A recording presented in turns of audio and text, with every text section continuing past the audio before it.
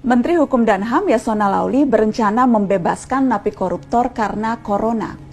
Alasan utamanya, lapas yang kelebihan kapasitas akan membuat penyebaran virus ini tidak terkendali dan jika satu tertular akan membahayakan semua. Menurut hitung-hitungan Yasona, minimal 30.000 napi akan bebas. Itu belum termasuk napi koruptor yang akan mendapatkan berkah pembebasan juga. Yasona bahkan akan merevisi PP untuk meloloskan 300-an napi koruptor yang usianya di atas 60 tahun dan telah menjalani 2/3 masa hukuman. Mari kita bedah. Oke, secara prinsip alasan ini bisa diterima, masuk akal, dan memang ini praktek yang juga sudah dilakukan di negara-negara lain dalam merespon pandemik ini. Ya, lapas kita kelebihan kapasitas luar biasa, tidak main-main, bahkan ada lapas yang over kapasitas sampai 700%. Secara umum, kapasitas lapas dan rutan di seluruh Indonesia itu sekitar 130.000 orang, sementara jumlah real penghuninya hampir 270.000 napi. Beberapa kali saya melihat langsung kondisi lapas kita, memang tidak manusiawi, orang bertumpuk seperti pindang, bahkan tidurnya pun harus bergantian. Assalamualaikum. Cobalah di sini ya. Iya. Berapa orang ini Pak satu kamar, Pak? 37 orang. Oh, Kamu ini ada kenapa? Ada yang private ini. 2 orang di sini. 2 di sini semua. Di bawah sini semua ya, Pak? Gitu ya. Tetap aja udaranya di dalam panas itu walaupun pakai kipas angin. Iya, apalagi karena banyak orang kan. Banyak orang ini. Panas.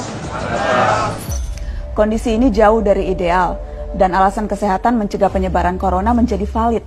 Khusus apalagi untuk napi dengan tingkat resiko besar memiliki sakit bawaan dan usia lanjut.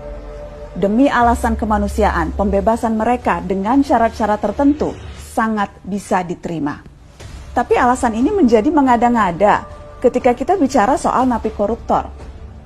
Sel bagi napi koruptor berbeda dengan tahanan lain. Di lapas Sukamiskin misalnya, satu napi satu kamar, lengkap dengan fasilitas pula. Alih-alih berdesakan dengan napi lain sehingga bisa tertular corona, para koruptor di Sukamiskin bahkan ada yang bisa mandi air panas dengan water heater di kamar mandi pribadi dan olahraga di dalam sel eksklusif mereka. Dan kondisi ini bukan hanya di lapas Sukamiskin. Sebutlah di lapas Tanjung Gusta, Sumatera Utara. Sel napi koruptor di sana jauh lebih nyaman. Menteri Yasona sendiri yang mengakui kebijakan umumnya di seluruh Indonesia, sel napi koruptor dipisahkan dengan napi umum. Jadi rata-rata mereka mendapatkan tempat tidur masing-masing dan juga ruangan sel yang masih memadai dibandingkan dengan napi lain. Assalamualaikum. Kita buka sepatu ya. Halo Bapak. Aku sih nonton. Itu soalnya ada TV di sini Pak ya? Iya, tapi di luar, Bu. Jadi bisa nonton. Di luar mana? Kita, Pak, ujung-ujung kita nggak kasih. Oh. Untuk umum. Untuk umum. Kalau di dalam nggak ada, Pak. Ya. Oh, nggak boleh. Ini daftar namanya ya Pak? Iya. Ini Ada berapa orang Pak? 19. 19 di dalam sini. Iya. Tuh. Bang, ayo. Penilaian ya terang. Ya. Paksa dibuat tingkat Bakal nih. dibuat ini, ya, karena tidak muat lagi. Jadi 4 di bawah, kemudian 4 di atas, 8, terus di atas ini lagi, di atas itu ya. Itu 2 sudah. Oh, di atas ini 2, ini, sama itu. Tapi berarti satu orang dapat satu tempat tidur ya Pak? Karena tadi di sana satu kamar bisa 40. Ya.